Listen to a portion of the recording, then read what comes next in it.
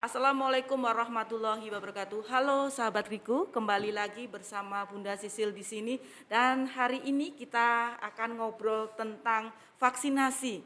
Kebetulan hari ini kita kedatangan tamu yang sangat spesial dan luar biasa dari Puskesmas Kradenan 1. Kita sapa langsung, ada dokter yang sangat cantik, masih muda. Kita sapa langsung yuk sahabat Riku. Halo, selamat pagi Ibu. Pagi Bu Sisil. Boleh kenalan dulu dengan sahabat Riku? Oh siap. Perkenalkan, nama saya Dr. Asih Rahmawati. Saya bekerja atau berdinas di Puskesmas Kradenan 1. Baik Ibu, ini banyak hal yang harus saya tanyakan karena di masyarakat luar masih banyak yang awam atau masih bingung. Vaksinasi itu apa, manfaatnya apa, kegunaannya apa, keuntungannya apa. Nah, sahabat Ritku, mumpung ada dokter di sini, kita kulik tentang vaksinasi. Ibu, kalau berkenan saya mau tanya, vaksinasi itu apa, Bu? Ya, Bismillahirrahmanirrahim.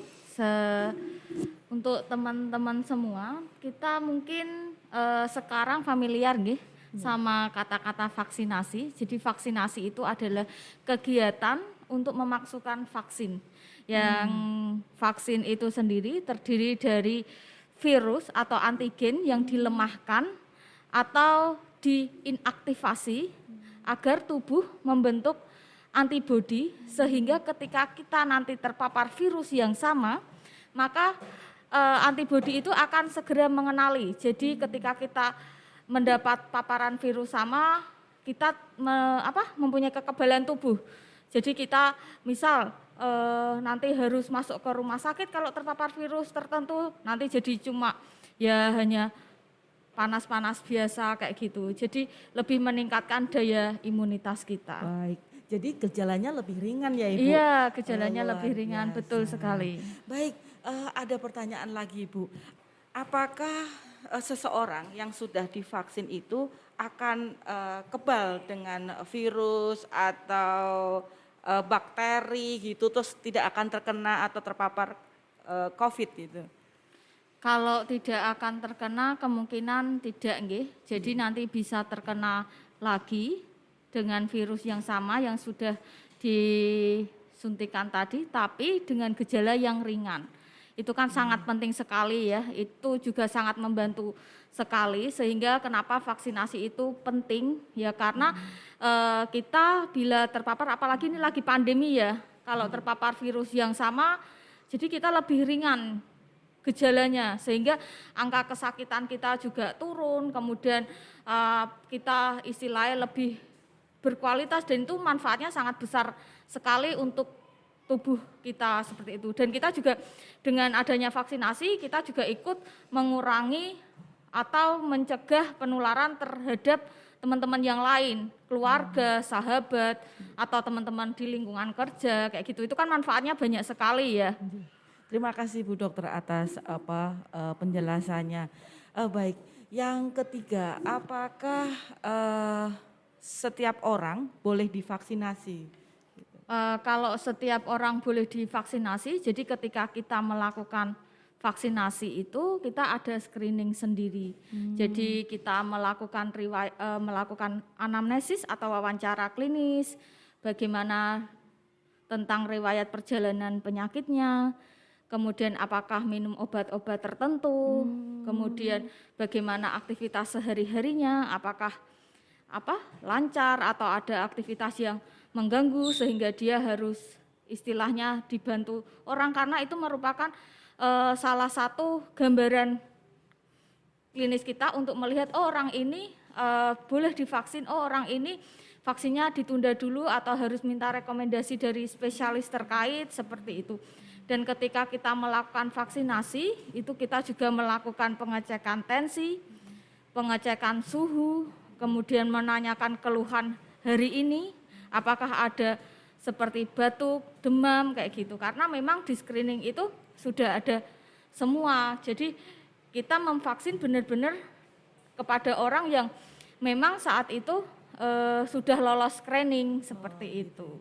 Jadi untuk tensinya yang tinggi itu tidak boleh ya, Bu? Ya, memang ada. Kalau Berapa, misal Bu, itu? 180 per 110 itu kemungkinan kita tidak bisa melakukan vaksinasi. Jadi kita tunda dulu atau kita minta untuk peserta vaksinasi ini untuk istirahat. Kemudian kita cek ulang. Kalau tetap tensinya tinggi, kita sarankan untuk ke vaskes atau dokter keluarga untuk periksa tensi dulu, kemudian diobati. Kalau sudah normal, sudah terkontrol, nanti mungkin bisa dilakukan penjadwalan ulang. Terus ini selain tensi, misalnya glukosanya tinggi atau biasa disebut diabetes gitu ya, Bu ya. Itu juga nggak boleh ya, Bu ya. Kalau diabetes itu harus terkontrol kayak gitu.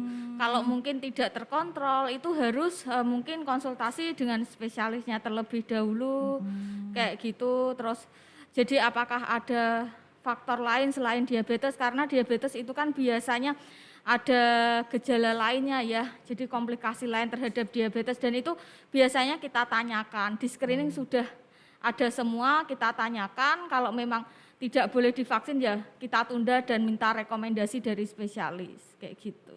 Baik. Untuk yang sudah terkena COVID, Ibu, itu boleh enggak mendapatkan vaksin? Boleh. Kalau untuk yang terkena COVID boleh mendapatkan vaksin.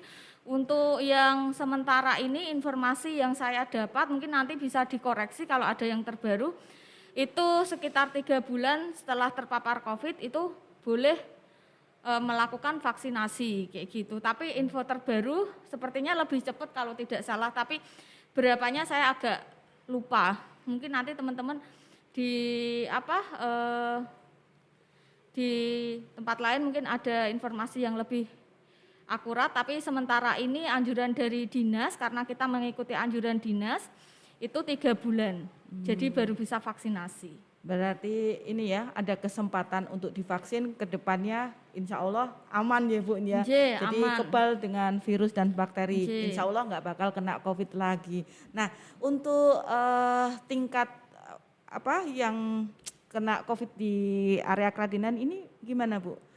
Banyak enggak kira-kira? Kalau sekarang kasusnya memang cenderung menurun, itu tidak hanya di Kradenan saja ya, tapi sepertinya hampir di seluruh Indonesia tuh trennya tuh lagi turun gitu. Tapi ya kita harus tetap prokes, kemudian kita tetap harus menjalankan 5M, terus kita tetap galakkan vaksinasi, karena ini merupakan salah satu jalan untuk kita keluar dari pandemi ini, seperti itu. Gitu ya. Jadi siapapun yang sudah mendapatkan vaksin tetap melaksanakan prokes ya, Bu, melakukan prokes, mentaati aturan-aturan, tetap jaga kesehatan yang baik. Nah, yang terakhir Ibu pertanyaannya, apakah vaksin nantinya juga diberikan terhadap anak-anak gitu? Oh gitu. Kalau vaksin diberikan kepada anak-anak itu nanti kita menunggu instruksi dari dinas. Kalau misal nanti biasanya kalau diberikan pada anak-anak biasanya ada sosialisasi dari dinas, kita menunggu instruksi dan kita siap menjalankan instruksi dari dinas apapun itu. Pada dasarnya segala sesuatu yang instruksikan oleh dinas, oleh pemerintah, saya yakin itu terbaik buat masyarakatnya. Betul. Jadi sahabat Riku, jangan pernah takut untuk divaksin.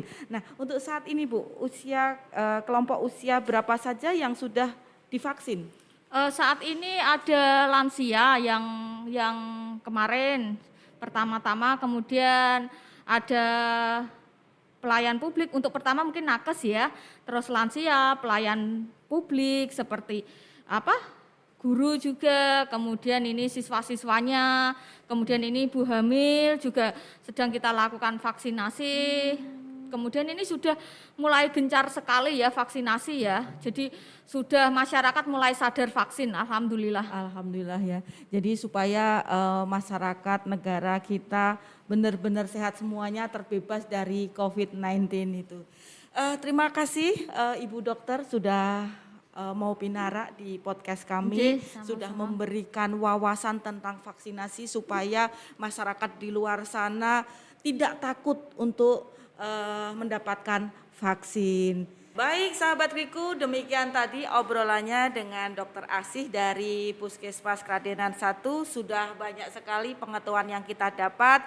Jangan pernah takut untuk divaksin karena vaksin melindungi kita semuanya. Kita akan sehat, bisa bebas, nyaman, aman untuk melakukan apa saja. Nah sahabat Riku, terima kasih juga yang sudah like, komen, subscribe, dan share. Dan yang belum, kami tunggu ya untuk like, komen, subscribe, dan share. Wassalamualaikum warahmatullahi wabarakatuh.